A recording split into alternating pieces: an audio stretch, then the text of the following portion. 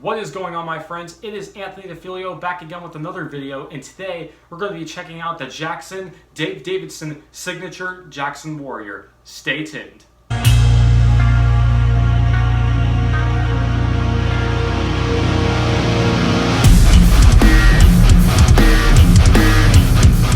Thank you guys so much for tuning in to today's video. If you'd like to see more content like this as usual, don't forget to subscribe and hit the bell. Now, we're going to be checking out a pretty cool guitar today. So I got this guitar back in early September when I was looking on Guitar Center's used section, and I got it for a really good deal.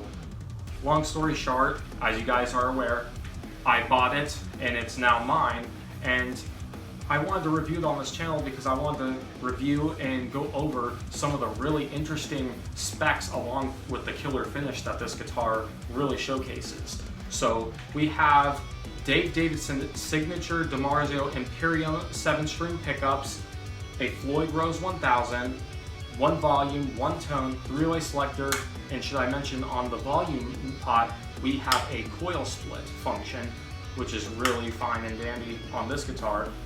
And we have an ebony fingerboard, 24 frets. We have a locking nut, of course, because of the Floyd Rose.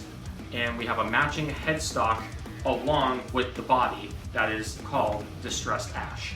Aside from specs, for those who are not aware who Dave Davidson is from the metal band Revocation. They are a progressive / technical death thrash metal band. Really cool stuff, and it's really inspiring to be able to play a guitar that looks as killer as a Warrior, let alone that it's also in a 7-string configuration, if I haven't mentioned. I wanted to tell you guys like an interesting story too about this guitar, as soon as I bought it, and what, my experiences have been, and so on and so forth. So speaking of Dave Davidson, as soon as I bought this guitar, I forgot that Revocation was coming to Tampa.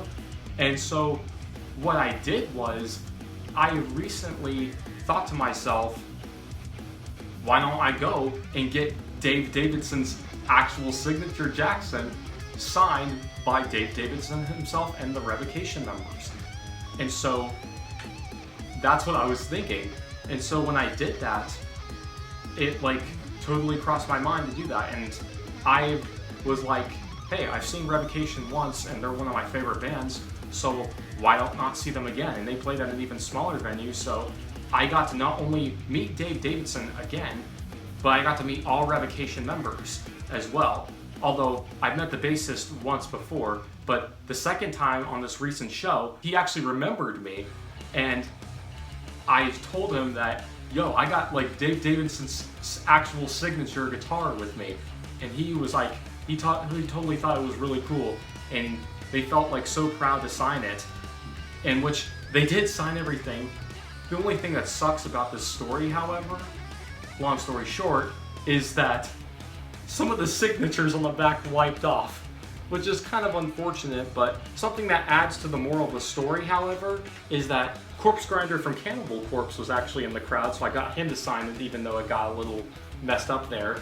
And I also got Wes Howe from Alluvial to also sign it, because Wes Howe and Alluvial was opening on the same bill on that same exact tour that Revocation just came through. So I was like, I really like Wes Howe's guitar playing, so I thought, why not let him sign it? But yeah, I got Ash Peterson, Brett the bassist, and of course Dave Davidson to sign it. And then Dave did put a personalized keep shredding message on it, but unfortunately it has faded, even though I did use a permanent Sharpie marker. So if they come around again, I'll get it re-signed, no biggie, but it's still a little unfortunate, but at the same time, it adds some character, so no biggie. Anyways, back to business. So what do I think of this guitar? This guitar plays absolutely killer. At first, I'm gonna be completely real with you guys, I was not too fond of the unsanded neck finish, where it felt like your hand was literally on bare wood, so to speak. I didn't exactly hate it, but it was something I had a love-hate relationship with. But the more I played this guitar, the more it all of a sudden grew on me. It's one of those things where I kind of had to get a feel for it, but it's just really inspiring to play.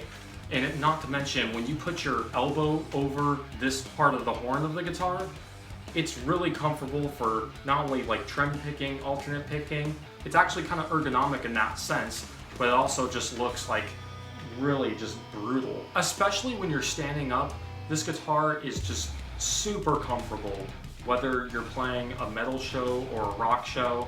I mean, this thing just totally kills when you're sitting on stage with it, and you just feel like a total badass. It's really awesome.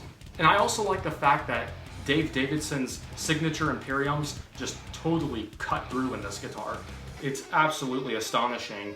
I like that they don't sound harsh when you put a very high gain saturated distorted channel on it, and I like that you can cut back on the distortion, either have a crunch or even a clean tone, and these things just sound absolutely killer.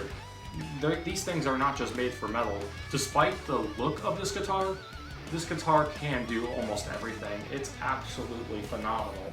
I love almost every aspect about it. I mean, so far, I don't have too many complaints. I mean, it's just an all-around great guitar. So now that I went over the overall specs and the capabilities as well as the features of this guitar, I'm gonna now test out some sample clips for you guys to hear. Before we demo this guitar, I wanna quickly mention that I will be using Archetype Gojira from Neural DSP. See you guys on the other side, and we will talk further.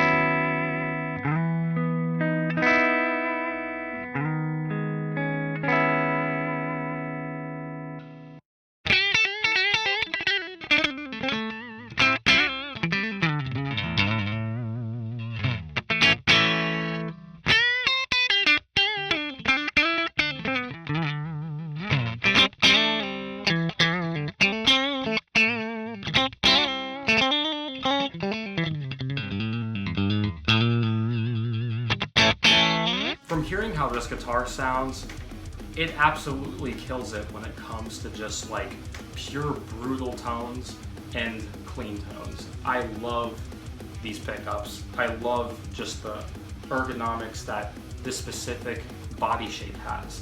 It's just, like I said, a really inspiring guitar. Despite that I said that I didn't really have any complaints about this instrument, there are 3 minor things that I do have to go over with you guys from my experience of owning this instrument. One of them being is that it does have a truss rod cover just like any other guitar. Not a deal breaker, but it is a little bit time consuming when you don't have the wheel here, or you don't have that type of truss rod where you have to literally unscrew something just to make a truss rod adjustment. The other thing being, and it's very minor, despite that this is still a really great quality guitar, I do notice some minor finish inconsistencies from the Pro Series line on this model. Other than that, I got this for a really good deal, so I'm not mad. My biggest complaint, and it's still not a deal breaker for me, I don't know if I noticed it so much when standing up, but when sitting down, I noticed that it is very neck heavy. Like when I hold it like this, then it literally will do that and fall off like that. Other than that, I really don't have any major complaints in terms of like playability or the overall QC of this instrument. So with all that being said and taking all this into consideration for the sake of transparency, I would give this guitar an 8.5 out of 10 guitar picks. Why? This is like I said, this is a great guitar. This is a great value if you're looking for just a stealthy looking 7-string that's made for metal and can do everything in between. But the reason why I'm giving it that specifically, why I would take maybe a little bit of points and not give it a 9, is because for $14.50, you do have to be wary that there may be some minor finish inconsistencies on minor areas for that price tag, and also the main factor too is that it does not come with a hard shell case. So if you are looking into one of these, please be advised, try to buy one used if you can. Although I don't think it's a complete ripoff or a ripoff at all for $14.50. It is, reasonable compared to some other guitars, but I think for a signature model, I think it is a great guitar, and I think, for what it is and the features that you have, I mean, you have the Floyd Rose 1000, the DiMarzio Imperiums, the coil split function, which I think sounds good on this guitar. I think this is a very well-rounded guitar for the 7-string player that is rounded in metal but also wants to experiment with it. Overall, thank you guys so much for watching. If you'd like to see more content like this, don't forget to subscribe and hit the bell. I'm Anthony DiFiglio, and I will see you guys in the next video. Take care.